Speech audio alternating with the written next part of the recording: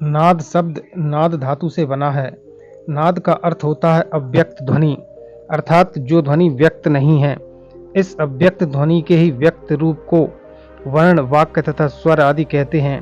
यह ध्वनि नित्य होती रहती है। प्रत्येक के अंदर यह ध्वनि निरंतर हो रही है। अपने चित्त को 9 द्वारों से हटाकर 10वें द्वार पर लगाया जाए तो यह नाद सुनाई देता है। नाद, द साउंड ऑफ साइलेंस या ओम की ध्वनि। क्या आप वाकई इसका अनुभव करना चाहते हैं? यदि हाँ, तो ये वीडियो आपको पूरा देखना चाहिए। विज्ञान भैरव तंत्र में आदि योगी शिव ने माँ पार्वती जी को अपने भीतर की इस अनंत ध्वनि का, इस नाद का एक सूत्र दिया है, जिसके अंतर्गत आपको शांति से बैठकर अपने भीतर हो रही ध्वनि, जिसे अनहद नाद कहते हैं, उसे सुनने को कोशिश करनी चाहिए। अब आप कहोगे कि हमारे भीतर किस प्रकार की ध्वनि होती है। देखिए, हमारी पांचों इंद्रियां बाहर के अनुभव लेने के लिए डिजाइन की गई हैं। यानी एक आदमी के सभी द्वार बाहर की ओर, इस संसार की ओर खुलते हैं। इनके माध्यम से वो सांसारिक ज्ञान प्राप्त करता है। जैसे कि आपकी सुनने वाली इंद्रिय कान, आप कान से बाहर से आने वाली ध्वनि को सुनते हैं, लेकिन वो ध्वनि भौतिक होनी चाहिए। किसी भी प्रकार की ध्वनि तभी निकलती है जब दो चीजें आपस में टकराती हैं। इसके बाद उसमें ध्वनि उत्पन्न होती है।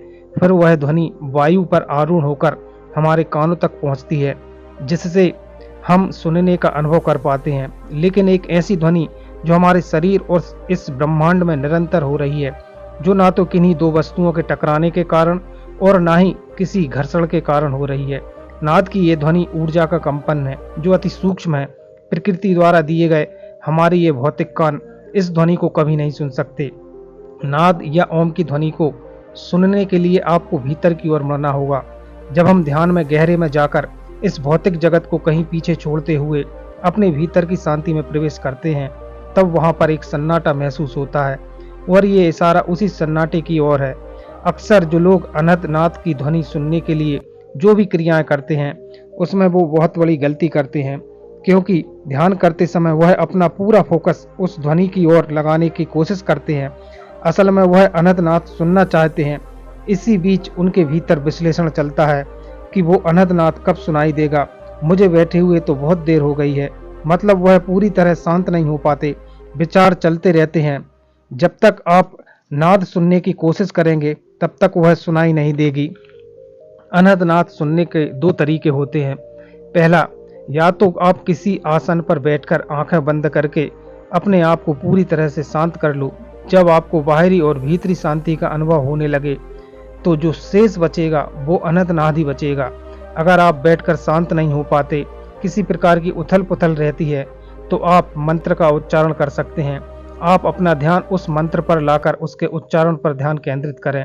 जैसे एक बार आपने मंत्र बोला, वो ध्वनि निकलेगी, उस ध्वनि को आप महसूस करेंगे, उसकी गूंज आपके शरीर के भीतर महसूस होगी।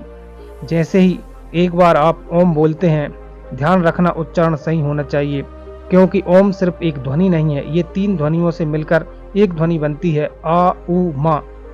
जब इसका उच्चारण ठीक तरह से होगा, तब इसकी ध्वनि आपके भीतर गूंजेगी। एक बार इस ध्वनि को अपने मुख से निकालना है, उसके बाद जो बीच में गैप आएगा, उस गैप में इस ध्वनि का कंपन होगा, उसे महसूस करना है। ये एक तरह से रिफ्लेक्शन होता है। जैसे एक बार आपने बोला, उसके बाद वही ध्वनि आपके अंदर सुनाई देगी। उस पर पूरा ध्यान केंद्रित रखें। इसका एक छोटा सा प्रयोग मैं वीडियो के अंत में दे दूंगा, जिसमें आप मेरे साथ ही प्रैक्टिस करेंगे। तो ज़्यादातर बीज मंत्रों में उस अनंत नाद की ध्वनि अवस्था होती है। कहते हैं स्पेस में ध्वनि नहीं है। किसी भी ध्वनि को हम अपनी पृथ्वी के ही वायुमंडल में सुन सकते हैं। पृथ्वी के वायुमंडल के बाहर आपको कोई भी ध्वनि सुनाई नहीं देगी, क्योंकि वहाँ जो ध्वनि है यही अनंत नाद है।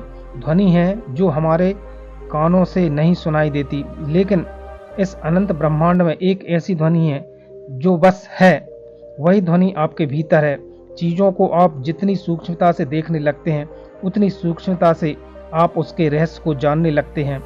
सभी ग्रहों की एक ऊर्जा होती है। ब्रह्मांड में सब कुछ व्यवस्थित है। ब्रह्मांड एनर्जी से ही बना है और एनर्जी में कंपन होता है। आपका शरीर भी इसी एनर्जी से बना है, तो ब्रह्मांड का वही कंपन आपके शरीर में भी है। बस उसे सुनने के लिए आपको खुद को तैयार करना होगा। आपको पूरी तरह से शांत होना होगा। इसी कंपन की ध्वनि को अनंत नाद कहते हैं। कुछ लोग साउंड ऑफ साइलेंस भी कहते हैं। इसी कंपन को ओम की ध्वनि भी कहा जाता है। आप इस प्रयोग को मेरे साथ करें। अगले 5 मिनट में आपको एक अलग ही प्रकार का अनुभव होगा। तो चलिए प्रयोग करते हैं।